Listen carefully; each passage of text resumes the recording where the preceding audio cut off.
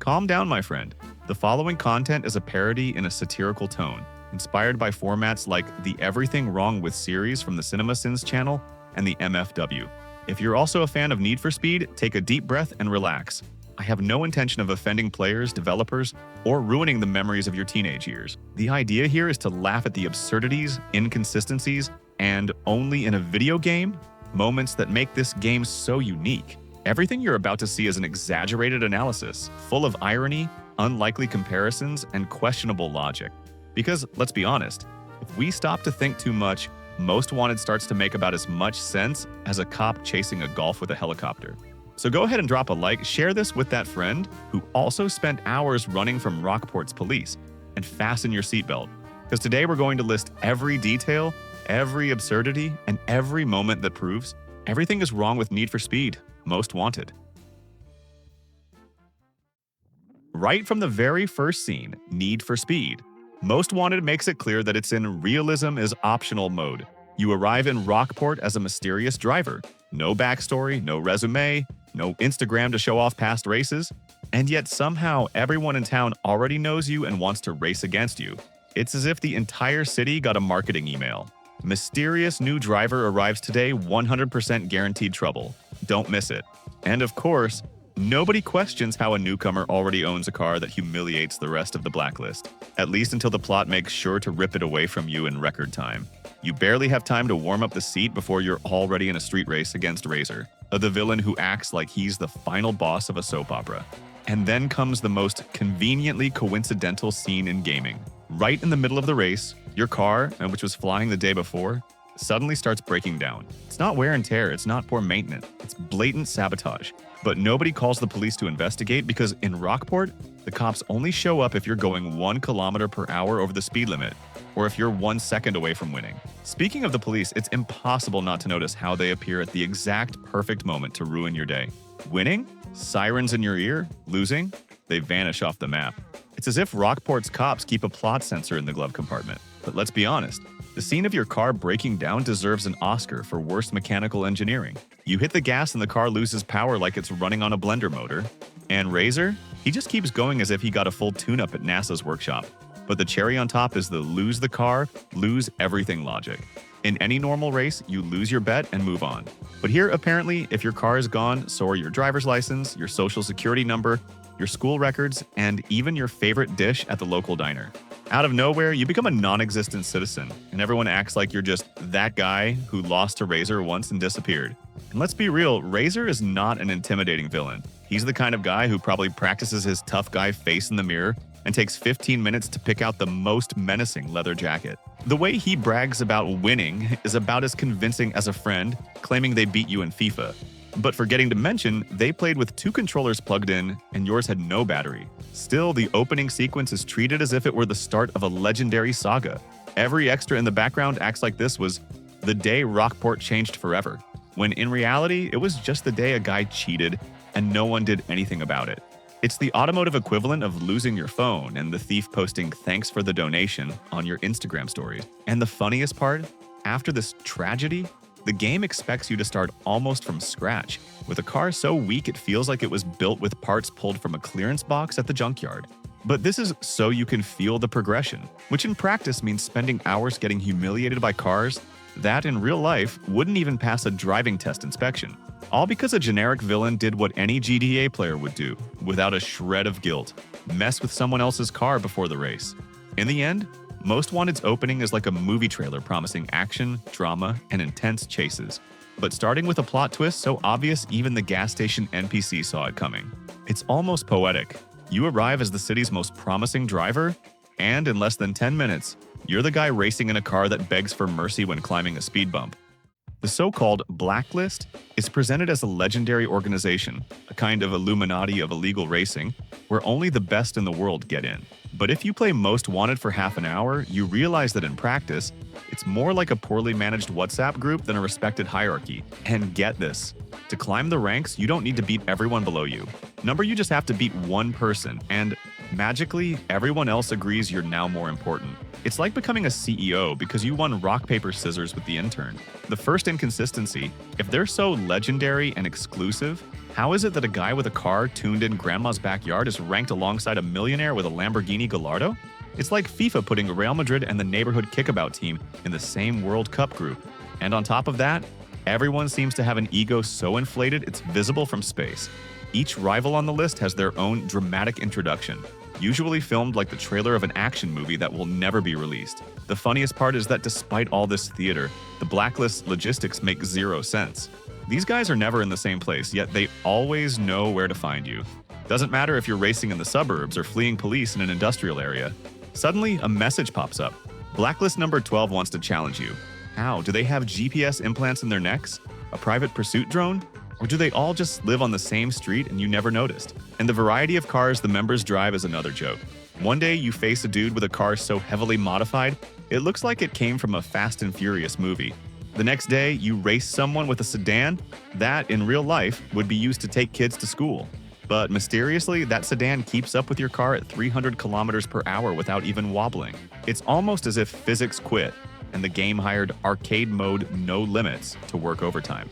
The rivals' behavior also deserves its own chapter. Each has their own personality, but on the track they all seem controlled by the same AI with their paranoia syndrome. They stick to you like your bumper is magnetic, and when they pass you, they accelerate as if they found an infinite turbo hidden in the trunk. But if you get a good lead, they miraculously forget how to drive and start crashing into poles, walls, and even parked trucks. It's like racing against 15 versions of the same ADHD pilot. And the strangest part, nobody on the Blacklist ever interacts with each other. It's like they all live in their own private universe. There's never a race with 3 or 4 at once. Never an internal rivalry. Never a they hate each other but have to race together against you. No, it's always one at a time, like a turn-based RPG. The only thing missing is the rival saying, "Your turn to try to beat me, and after you lose, we'll grab coffee." To top it off, the progression through the list is one of the most random things ever seen. You beat someone, take their car, if you're lucky in the roulette, and boom, you're automatically respected. Doesn't matter if in the next race you show up with a completely different car or even worse than before. It's like the Blacklist is based on high school honor system. If you beat the leader at pool once, they respect you forever. But nothing beats how the game tries to sell these guys as the urban legends of racing. The cutscenes show them standing in dark alleys, smoking, staring into the horizon as if pondering the meaning of life, when really, they're just waiting for their turn to show up in story mode. Because in the end, the Blacklist isn't a secret organization of unbeatable drivers. It's just a poorly organized lineup of NPCs with tuned cars and memorized scripts. In Need for Speed, Most Wanted, the police aren't a security force. They're a secret cult with supernatural powers and a blood pact with a storyline. No matter where you are, what time of day it is, or which random street you've chosen, if you're 1 second away from winning an important race, you can bet you'll hear that siren. And it's not a distant siren, no. It's the siren of the cop who somehow materialized his car right behind your bumper, as if he teleported straight out of Star Trek. The first big question, how many patrol cars do these guys have? Because no matter how many you destroy, evade, or turn into scrap, there's always another one showing up. It's like Rockport has a lifetime contract with a police car factory. And these aren't normal patrol cars, they're disguised armored vehicles. You can crash head-on at 250 kilometers per hour, and the worst that happens is the cop giving you a, "Is that all you've got?" look. Meanwhile, your car, even tuned, starts smoking as if it just exploded on a Michael Bay movie set. Then comes the logic of the chases. You're racing in a completely empty area in the middle of nowhere, and out of nowhere, a patrol car appears from a non-existent alley, like it was waiting in another dimension. There's no way to explain it. No highway, no access roads, but they're there. It's as if Rockport's police have a completely different map than you do, with secret tunnels, invisibility helicopters, and a teleport behind the player button. Speaking of helicopters, what's the budget of this police force spot? Because they send a helicopter to chase a guy driving a Golf. In real life, that would only happen if you were carrying central bank gold in the trunk, and the helicopter has perfect timing. And it shows up when you're on a good straightaway, flies so low it almost rips off your car's roof, then magically disappears when the cutscene decides it's over. It's like the helicopter pilot has a 5-minute contract per scene. But nothing beats the absurdity of losing the cops. You can shake off 15 patrol cars, a helicopter, and half a dozen roadblocks simply by stopping behind a warehouse. They pass right by you and apparently go blind and deaf. It's like the AI is programmed to think, well, I can't see it, so it doesn't exist. And just like that, you're a free citizen again, until you hit the gas for 3 seconds and hear the siren again. Another genius detail is the priority scale of incidents. In Rockport, any crime is irrelevant until someone exceeds 200 kilometers per hour. At that moment, every cop in the city drops whatever they're doing, investigations, arrests, lunch breaks, domino games, and comes after you. Doesn't matter if there's a bank robbery happening across the street. Their mission is clear: stop you from winning that race against Blacklist number 6. And when you think you've seen it all, the game introduces the suicidal cop phenomenon. The one who decides to cross the street right in front of you at 2 meters distance, for no reason other than to force you to crash into him and increase your wanted level. He's the most dedicated NPC ever. His contract probably says dying for the cause is a bonus on the salary. The most ironic part is that despite this supernatural efficiency at showing up, the police never managed to stop you from reaching the final race or escaping over the famous bridge in the game's climax. They're everywhere, except where it really matters. And in the end, the police in Most Wanted aren't a law enforcement force.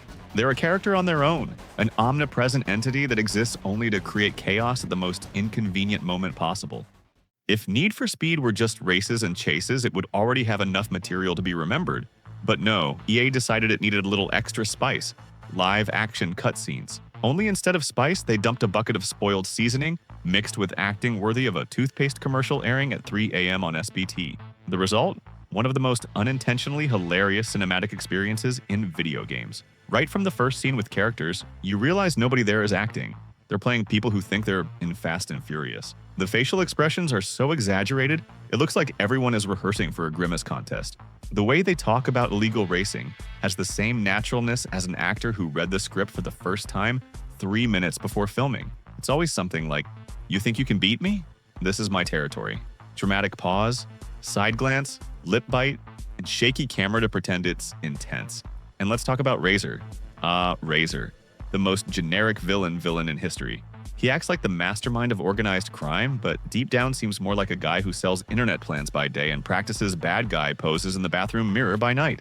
He talks slowly, leans against the wall, gives a crooked smile, all to give the impression he's dangerous. But the only thing he really threatens is the player's patience.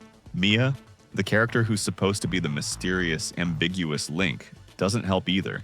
She shows up in practically every cutscene with that "I know something you don't know" vibe, which in practice means she's going to stall you for hours before revealing the obvious. And the worst part, her final revelation is delivered with the enthusiasm of someone reading a supermarket flyer.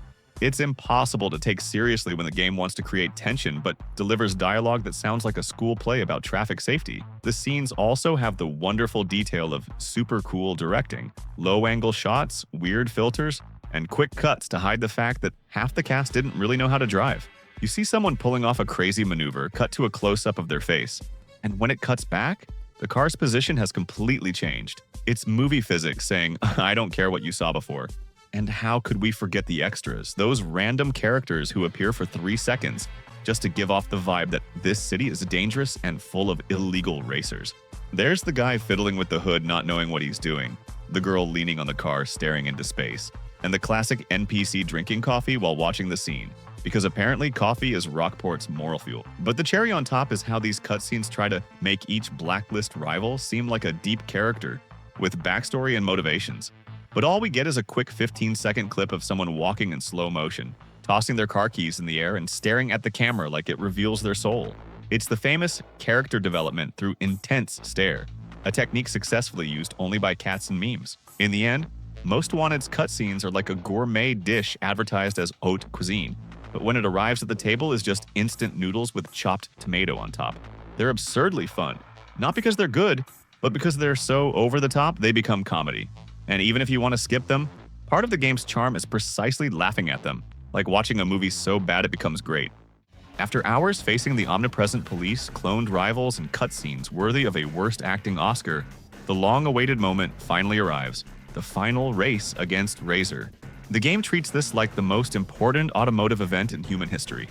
The entire city seems to be holding its breath, as if everyone quit their jobs to watch. But in reality, it's just another race. It's you, Razor, and the police. Because, of course, the police have to show up. If there wasn't a siren at the end, Most Wanted would probably crash. You beat Razor, he tries to play tough, but the moment he loses his car, he crumbles faster than a soap opera script in the last episode.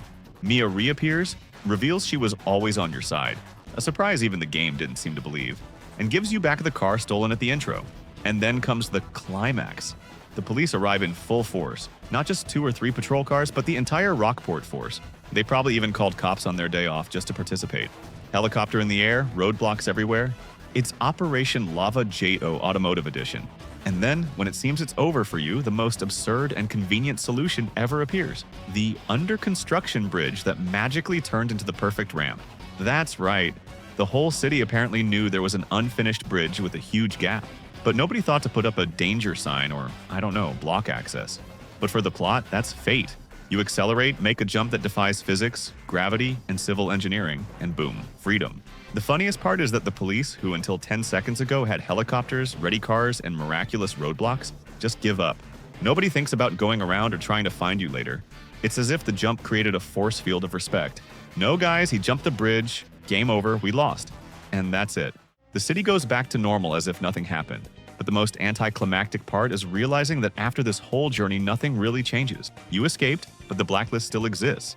The police are still around, and the next mysterious driver is probably already coming to take your place in the story. The big reward? Getting back the car that was yours all along? Driving off into the horizon and wondering how long until the police find you again. You can't help but laugh at how the game builds this whole vibe of an epic ending, only to finish with an escape that looks like it came from a cartoon. It's almost like an episode of Wile E. Coyote and the Roadrunner.